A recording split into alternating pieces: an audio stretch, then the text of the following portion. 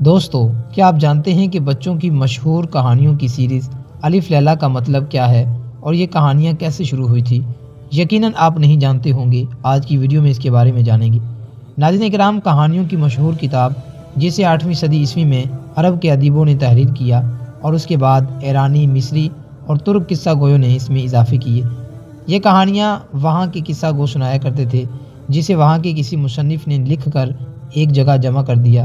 اس بارے میں اب تک یقین سے کچھ نہیں کہا گیا، لیکن یہ کہا جاتا ہے کہ اس کے بعد یہ ایرانی، مصری اور ترک زبانوں میں پہنچی اور ان زبانوں کے قصہ گو اس میں اضافے کرتے رہے۔ بعد میں جب یہ کہانیاں 1001 راتوں پر پھیل گئی تو اس کا نام الف لیلا رکھا گیا۔ الف لیلا کی کہانیوں کی کہانی کچھ یوں ہے کہ سمرقند کا ایک بادشاہ شہریار اپنی ملکہ کی بے وفائی سے دل برداشتہ ہو کر عورتوں سے ہی بدظن ہو گیا۔ اس نے یہ دستور بنا لیا کہ روزانہ ایک نئی شادی کرتا اور دلہن کو رات بھر رکھ کر صبح کو قتل کرا دیتا۔ آخر اس کے ایک وزیر کی لڑکی شہرزاد نے لوگوں کو اس عذاب سے نجات دلانے کا ارادہ کیا اور اپنے والد کو بمشکل راضی کر کے شہریار بادشاہ سے شادی کر لی۔ اس نے پہلی رات ہی سے بادشاہ کو ایک کہانی سنانا شروع کی۔ رات ختم ہو گئی مگر کہانی ایک ایسے موڑ پر تھی کہ بادشاہ شہرزاد کو ہلاک کرنے سے باز رہا۔ ہر رات شہرزاد کہانی شروع کرتی اور صبح کے قریب اسے ایک ایسے موڑ پر روکتی کہ اس میں ایک نئی کہانی کا تجسس دکھائی دیتا اور وہ اتنا دلچسپ ہوتا کہ بادشاہ اس کے بارے میں جاننے کے لیے شہرزاد کا قتل ملتوی کرتا چلا گیا اور یہ سلسلہ 1001 راتوں پر پھیل گیا۔ اس دوران بادشاہ اور شہرزاد کے تعلقات میں تبدیلی آتی گئی اور ان کے ہاں 2 بچے ہو گئے۔ بادشاہ کی بدظنی جاتی رہی۔ الف لیلا کی اکثر کہانیاں بابل، فونیشیا، مصر اور یونان کے قدیم لوگوں کی داستان کو اپنا کر لکھی گئی ہے اور انہیں حضرت سلیمان علیہ السلام، ایرانی سلاطین اور مسلمان خلفاء پر منطبق کیا گیا ہے۔ محمد بن اسحاق نے الفہرست میں کہانیوں کی ایک کتاب 1000 افسانہ کا ذکر کیا ہے جو بغداد میں لکھی گئی تھی اور اس کی ایک کہانی بھی درج کی ہے جو الف لیلا کی پہلی کہانی ہے۔ اس سے ثابت ہوتا ہے کہ پہلی کتاب کا نام 1000 افسانہ تھا، نیز اس میں 1000 داستانیں نہ تھی۔ بعد میں مختلف مقامات پر اس میں اضافے ہوئے اور کہانیوں کی تعداد 1000 ہو گئی اور اس کا نام الف لیلا رکھا گیا۔ یورپ میں سب سے پہلے ایک فرانسیسی ادیب نے اس کا ترجمہ کیا، اسی سے دوسری زبانوں میں تراجم ہوئے۔ اردو میں یہ کتاب انگریزی سے ترجمہ ہوئی۔ الف لیلا کی مشہور کہانیوں کے نام الادین، علی بابا مچھیرا اور جن، سندباد جہازی، 3 سیب، سمندری بڑھا، شہرزاد، حاتم طائی۔ الادین کا چراغ کیا تھا اور الادین کون تھا؟ معزز خواتین و حضرات، بہت پہلے عرصے کی بات ہے کہ افغانستان کے ایک چھوٹے سے قصبے میں قاسم نام کا ایک درزی رہتا تھا۔ وہ بہت غریب تھا اور مشکل سے اپنے خاندان کے ساتھ گزر بسر کرتا تھا۔ اس کے ساتھ اس کی بیوی اور اس کا بیٹا الادین بھی رہتا تھا۔ الادین بچپن سے ہی شرارتی تھا۔ ہر باپ کی طرح الادین کے والد کو بھی یہ فکر رہتی تھی کہ الادین مستقبل میں کیا کرے گا اور اس کا مستقبل کیسا ہوگا۔ اس وجہ سے الادین کے والد کی خواہش تھی کہ الادین درزی کا کام سیکھے تاکہ مستقبل میں الادین کو پیسوں کے لیے بھٹکنا نہ پڑے، لیکن الادین نے کسی کی نہیں سنی۔ اسی دوران الادین کے والد کی خراب صحت کی وجہ سے موت ہو گئی۔ الادین کو سنبھالنے کی ذمہ داری اس کی ماں پر آ گئی۔ اس کی ماں کو بھی الادین کی فکر رہتی تھی، لیکن الادین کی ماں نے الادین کو کبھی کسی چیز کی کمی ہونے نہیں دی، لیکن پھر بھی الادین کی ماں اس کے بارے میں فکر مند تھی کیونکہ الادین کوئی کام نہیں کرنا چاہتا تھا۔ ایک دن الادین گھر کے باہر گلیوں میں ٹہل رہا تھا کہ ایک اجنبی اس کے پاس آیا۔ وہ اجنبی جادوگر تھا۔ اجنبی الادین کے پاس گیا اور کہنے لگا کہ کیا تم درزی قاسم کے بیٹے ہو؟ الادین نے کہا ہاں، لیکن میرے والد کا انتقال بہت پہلے ہو چکا ہے۔ اجنبی نے الادین کے ساتھ ہمدردی کی اور کہا او میرے بچے، میں تمہارا چچا ہوں۔ تمہارے والد میرے بڑے بھائی تھے۔ ان کی موت کی خبر سن کر مجھے بہت دکھ ہوا۔ اس کے بعد جادوگر نے کچھ اشرفیاں الادین کو دی اور کہا کہ اب تم گھر جاؤ اور اپنی ماں سے کہو کہ میں کل تمہارے گھر آؤں گا۔ اگلے دن جادوگر الادین کے گھر آیا اور اپنے ساتھ بہت سے تحائف بھی لے آیا۔ جب الادین کی ماں نے اس سے کہا کہ میرے شوہر کا کوئی بھائی نہیں، جادوگر نے الادین کی والدہ سے کہا کہ میں 40 سال پہلے بغداد کام کے لیے گیا تھا اور میرے بھائی مجھ سے کچھ ناراض تھے، یہی وجہ ہے کہ آپ کو انہوں نے میرے بارے نہیں بتایا ہوگا۔ جادوگر کی ایسی باتیں سن کر اب الادین کی ماں کو بھی یقین کرنا پڑا۔ جادوگر نے الادین کی ماں سے پوچھا کہ الادین کیا کر رہا ہے؟ الادین کی ماں نے کہا کہ الادین کوئی کام نہیں کرتا اور سارا دن گھومتا رہتا ہے۔ جادوگر نے الادین کی ماں سے کہا آپ فکر نہ کریں، میں اسے کسی کام پر لگا دوں گا۔ پھر یہ کہہ کر وہ الادین کو اپنے ساتھ لے گیا اور وہ الادین کو کام کے بہانے ایک گھنے جنگل میں لے گیا اور ایک غار میں جا کر الادین کے ساتھ کھڑا ہو گیا۔ چنانچہ الادین بالکل گھبرا گیا۔ جادوگر نے الادین سے کہا کہ تمہاری غربت کے دن ختم کرنے والا طریقہ اس غار کے اندر ایک انمول خزانہ ہے۔ یہ سن کر الادین خوش ہوا اور جادوگر سے پوچھا کہ خزانہ حاصل کرنے کے لیے کیا کرنا ہوگا؟ جادوگر نے کہا میں تمہیں اندر کا راستہ دکھاتا ہوں، لیکن تمہیں میرے لیے اندر رکھا ہوا چراغ لانا ہوگا۔ الادین فوراً اس پر راضی ہو گیا۔ جادوگر نے منتر پڑھ کر غار کا دروازہ کھولا اور اس کے بعد الادین اس غار کے اندر چلا گیا۔ الادین چراغ کے قریب پہنچ گیا، لیکن جیسے ہی الادین نے جادوئی چراغ اٹھایا غار کے دروازے بند ہو گئے۔ چنانچہ الادین گھبرا کر غار کے دروازے پر گیا اور جادوگر سے کہا کہ مجھے یہاں سے نکال دو۔ یہ سب دیکھ کر جادوگر بھی ڈر گیا اور وہاں سے چلا گیا۔ کسی طرح الادین غار سے نکل کر اپنے گھر پہنچا۔ گھر پہنچ کر الادین سوچنے لگا کہ اس چراغ میں ایسا کیا ہے جو جادوگر اس کے پیچھے ہے۔ اس نے سوچا کہ شاید یہ چراغ بہت قیمتی ہے اور وہ اسی رات چراغ کو بیچنے کے لیے اسے کپڑے سے صاف کر رہا ہے۔ صاف کرتے کرتے اچانک اس چراغ سے ایک جن نکل آیا اور کہنے لگا میرے آقا کیا حکم ہے؟ یہ دیکھ کر الادین گھبرا گیا اور جن سے پوچھا کہ تم کون ہو؟ جن نے جواب دیا جس کے پاس یہ چراغ ہوتا ہے میں اس کا غلام بن جاتا ہوں۔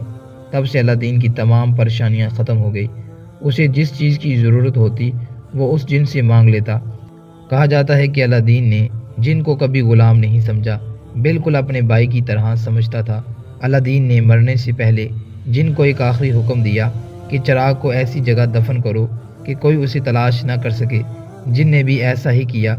بعض کا خیال ہے کہ الادین کا چراغ وسطی ایشیا کے پہاڑوں میں دفن ہے۔ دوستو الف لیلا نامی یہ کتاب کئی داستانوں سے مزین ہے۔ صدیوں پرانی یہ کتاب عباسی خلیفہ ہارون رشید کے دور میں سن سکرت سے ترجمہ ہو کر عربی ادب میں داخل ہوئی اور پھر وہاں سے اسے اردو میں ترجمہ کیا گیا۔ سندباد بغدادی اسی الف لیلا کا ایک مشہور و معروف افسانوی کردار ہے جو کہ دراصل ایک دولت مند سمندری تاجر تھا۔ سندباد بغدادی جسے سندباد جہازی بھی کہا جاتا ہے، خلیفہ ہارون رشید کے دور حکومت میں بغداد میں رہتا تھا۔ وہ ایک بحری تاجر تھا اور اس نے اپنی یہ ساری دولت چند بحری سفروں میں کمائی تھی۔ دوستو سندباد کو ان سفروں میں کیا کیا مشکلات پیش آئیں اور اس نے ان مشکلات کا سامنا کیسے کیا، آئیں ان کے احوال جانتے ہیں۔ سندباد کا پہلا سفر۔ دوستو سندباد جہازی اپنے بحری سفروں سے پہلے انتہائی عیش و عشرت کی زندگی بسر کر رہا تھا۔ اس کے پاس والد کی طرف سے ملنے والی بے شمار دولت تھی، لیکن اپنے عیش و عشرت میں جلد ہی وہ اس دولت سے ہاتھ دھو بیٹھا۔ کچھ عرصہ تو اسی پریشانی میں گزر گیا۔ آخرکار اس نے بچی کچی دولت سے تجارت کرنے کا عزم کیا۔ وہ اس نیت سے بصرہ آیا اور کچھ سامان خرید کر برے صغیر جانے والے ایک بحری جہاز میں سوار ہو گیا۔ جہاز کئی دن لگاتار سفر کرتا رہا۔ اس دوران راستے میں کئی جزیرے آئے۔ کافی دنوں بعد جب مسافر تھک گئے تو انہوں نے ایک جزیرے پر کچھ آرام کرنے کا فیصلہ کیا۔ چنانچہ جیسے ہی انہیں آگے ایک چھوٹا سا جزیرہ نظر آیا، وہ تمام لوگ اس جزیرے پر اتر گئے۔ کچھ دیر جزیرے پر گزرنے کے بعد انہیں محسوس ہوا کہ جزیرہ ہلنے لگا ہے۔ تمام لوگ واپس جہاز کی طرف بھاگے، لیکن اس دوران سندباد کافی دور نکل گیا تھا۔ کچھ دیر بعد یہ راز کھلا کہ یہ دراصل جزیرہ نہیں بلکہ ایک بہت بڑی مچھلی تھی جسے وہ جزیرہ سمجھ کر اس پر اتر گئے تھے۔ باقی لوگ تو جہاز میں سوار ہو گئے، لیکن سندباد اس بڑی مچھلی کے ساتھ سمندر میں ڈوب گیا۔ جہاز کے کپتان نے سندباد کی واپسی سے نا امید ہو کر جہاز آگے بڑھا دیا، لیکن سندباد دراصل زندہ تھا۔ وہ ایک لکڑی کو تھام کر سطح پر تیرنے لگا۔ تیرتے تیرتے وہ ایک بڑے جزیرے پر پہنچا۔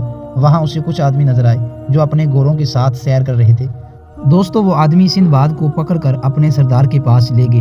سردار نے سندباد سے اس جزیرے پر پہنچنے کی وجہ پوچھی تو سندباد نے سردار کو تمام رودات سنا دی۔ سردار نے سندباد کی بڑے اچھے طریقے سے مہمان نوازی کی۔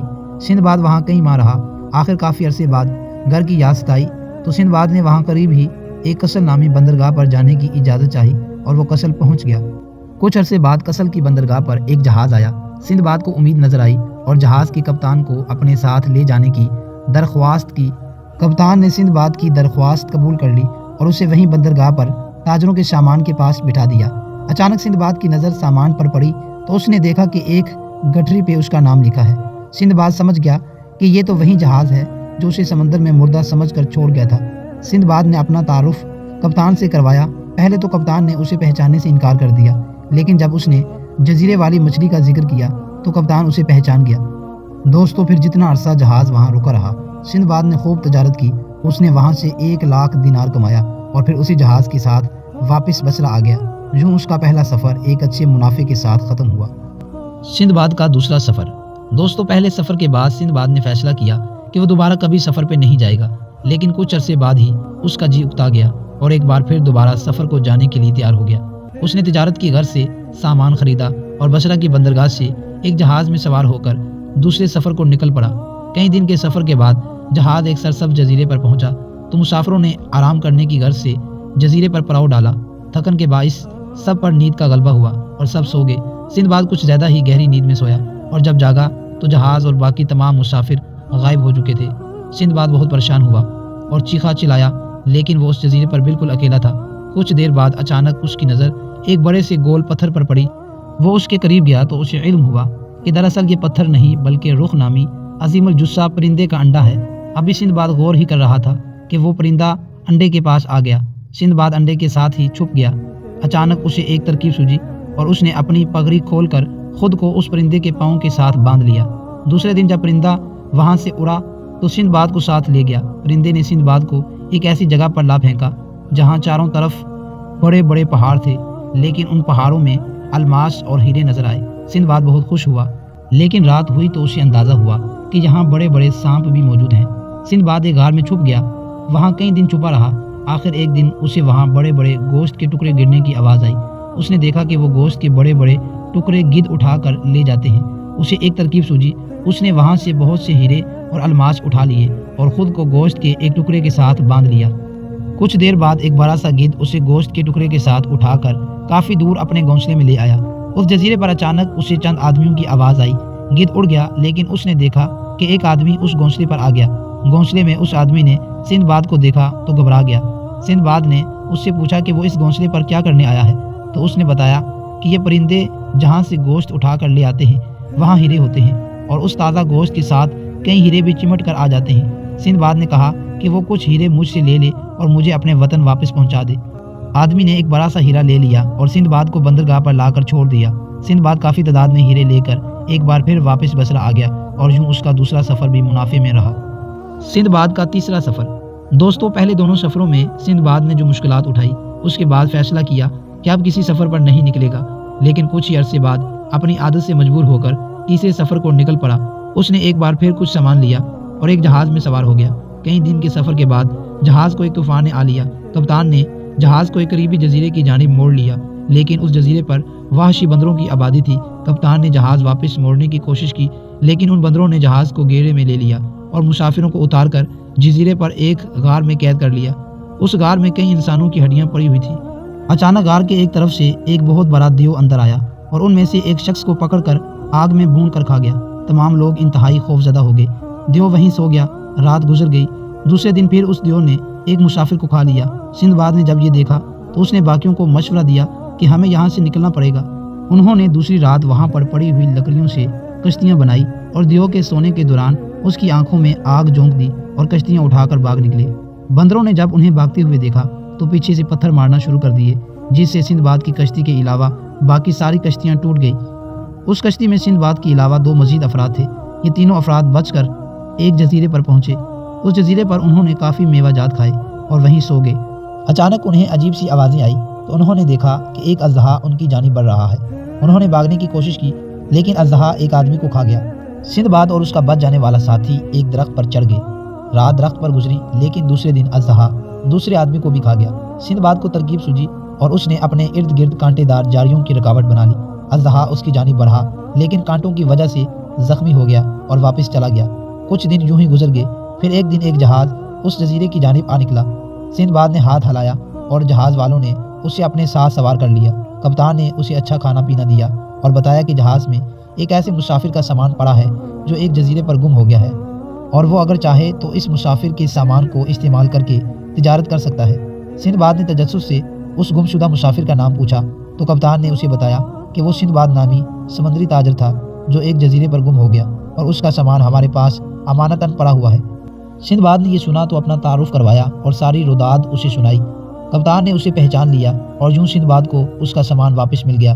جہاز سلہٹ پہنچا اور وہاں سندباد نے سندل کی لکڑی کی تجارت کی اور بہت سا منافع کمایا، اور یوں سندباد کا تیسرا سفر بھی اسے بہت سا منافع دے گیا۔ ناظرین اکرام، سندباد جہازی کی یہ داستان کئی سفروں پر محیط ہے۔ یہ داستان اپنے وقت کی بہت مقبول داستان رہی ہے اور آج بھی اس داستان کو سننے والے اس میں محو ہو جاتے ہیں۔ سندباد کی اس داستان پہ کئی ویڈیوز، موویز بن چکی ہیں۔